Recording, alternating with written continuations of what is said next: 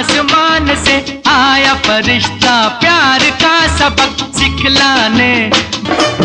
चाहे कोई मुझे जंगली कहे, कहने दो जी कहता रहे। बदन पे सितारे लपेटे हुए तो जान तमन्ना। ये वो गाने हैं जिनकी बदौलत शम्मी कपूर बॉलीवुड के करिश्माई एक्टर बने थे।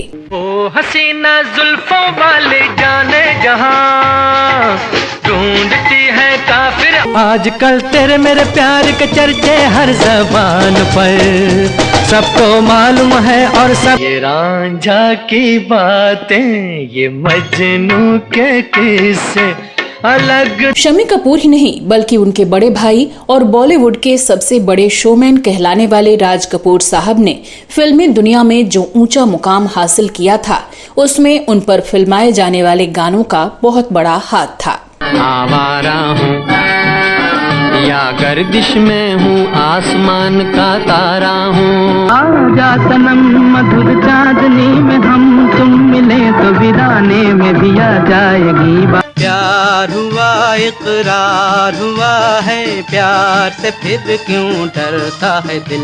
डम डम डिगा डिगा मौसम भिगा भिगा, डम डम डिगा डिगा मौसम। आज भी दुनिया शम्मी कपूर और राज कपूर पर फिल्माए गए यादगार गानों की वजह से ही उन दोनों को बहुत ही सम्मान के साथ याद करती है। इन दोनों महान कलाकारों पर एक से बढ़कर एक गाने फिल्माए गए जो आज तक लोकप्रिय हैं।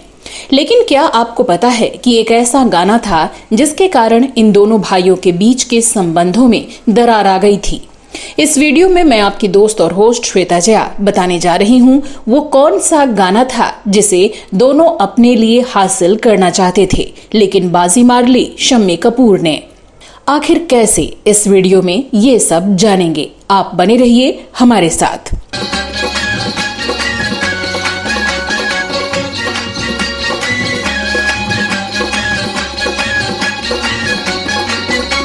दोस्तों, एक समय था जब शम्मी कपूर पर फ्लॉप हीरो का टैग लग गया था, लेकिन एक ऐसा भी समय आया जब वो सफल एक्टर बन गए जिनके नाम से फिल्में बॉक्स ऑफिस पर कमाई का रिकॉर्ड बनाने लगी। यूं तो हमने लाख हंसी देखे हैं, तुम सा नहीं दे। वो बॉलीवुड के एल्विस प्रेस्ली कहे जाने लगे, लेकिन उनकी कामयाबी में उनकी गुड लुकिंग और उनकी अदाकारी के अलावा उन गानों की भूमिका सबसे ज्यादा थी जो गाने उन पर फिल्माए गए थे, और इस बात से वो खुद इत्तेफाक रखते थे।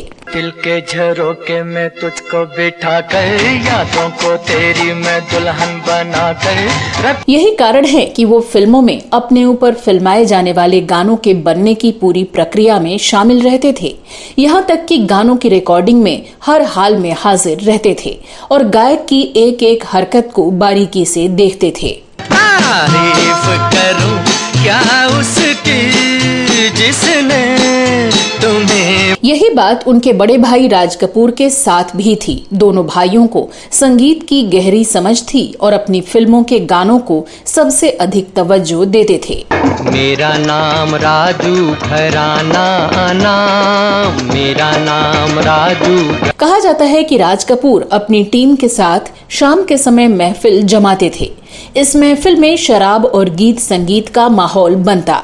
उस महफिल में संगीतकार और गीतकार भी होते थे और गानों के बारे में विस्तार से चर्चा होती थी।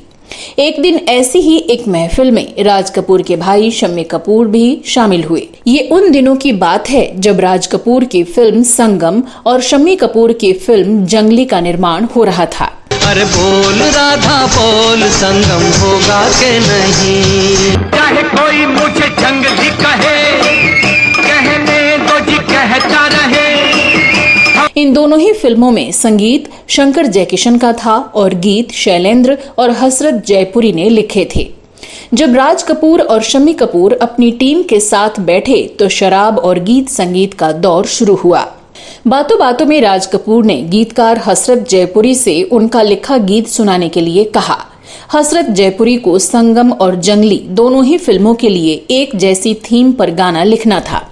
थीम यही थी कि प्रेमी अपनी प्रेमिका से प्यार का इजहार करते हुए गीत गा रहा है।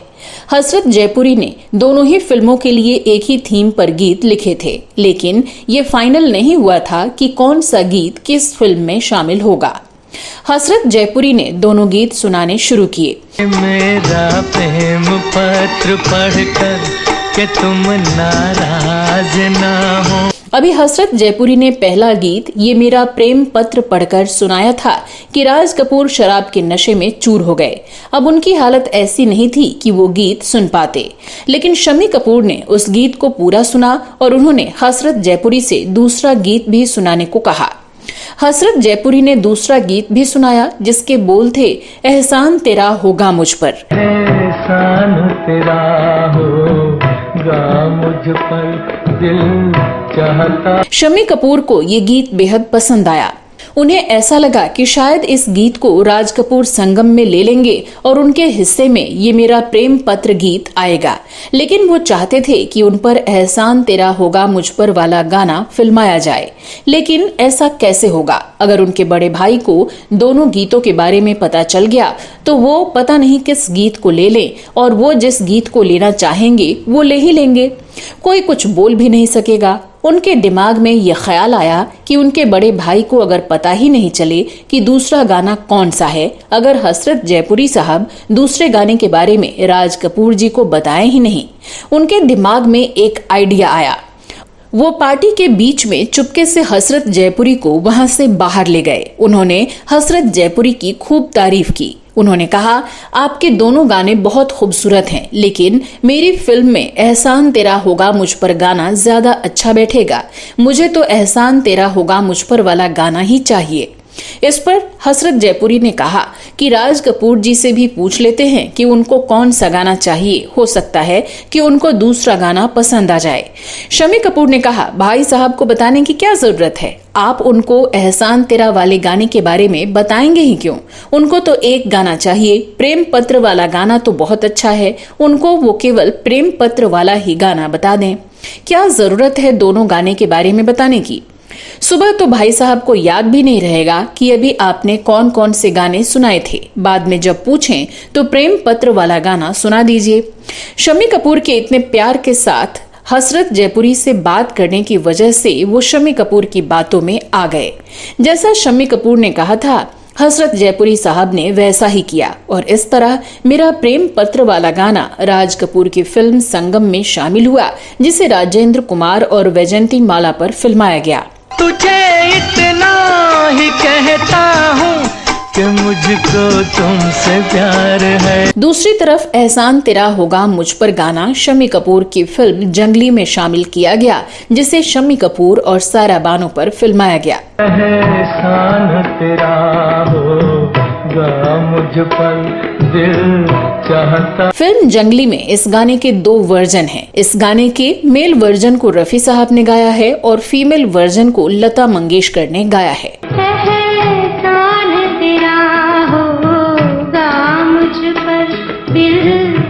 बताया जाता है कि बाद में राज कपूर साहब को गानों की इस हेरा फेरी के बारे में पता चल गया था। उसके बाद वो शम्मी कपूर और हसरत जयपुरी पर खूब नाराज हुए। यहाँ तक कि शाम की संगीत की महफिलों में शम्मी कपूर को बुलाना ही बंद कर दिया। लेकिन चाहे जो भी हो, दोनों ही गाने बहुत ही बेहतरीन हैं और दोनों गाने खूब लोकप्रिय हुए। चाहे बना दो, चाहे मिटा दो, मर भी गए। ये मेरा प्रेम पत्र पढ़कर वाले गीत में वैजयंती माला ने रफी साहब के साथ गीत के अंतिम हिस्से को गुनगुनाया है।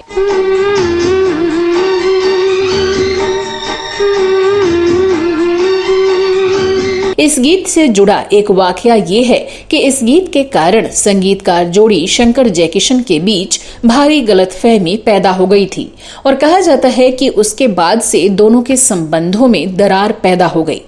इस बारे में एक वीडियो पहले ही हमारे चैनल ग्रेट लीजेंड्स पर प्रसारित किया जा चुका है। उस वीडियो को यहाँ ऊपर दिए गए आई बटन पर क्लिक करके आप देख सुन सकते हैं। इस वीडियो का लिंक डिस्क्रिप्शन में भी दिया हुआ है। इस गीत से जुड़ा एक और किस्सा है जिसके बारे में मैं अगले वीडियो में आपको बताऊंगी। तो दोस्तों, आप इन दोनों गानों के बारे में क्या कहना चाहते हैं? वैसे तो दोनों ही गाने बहुत अच्छे हैं, लेकिन आपको इन दोनों गानों में से कौन सा ज्यादा अच्छा लगता है? कमेंट बॉक्स में अवश्य लिखें। ये वीडियो आपको कैसा लगा ये भी बताएं। अगले वीडियो में मैं फिर फिल्मों, गीतों और फिल्मी हस्तियों से जुड़ी कोई नई कहानी लेकर आपके सामने हाजिर हो जाऊंगी। तब तक के लिए नमस्कार।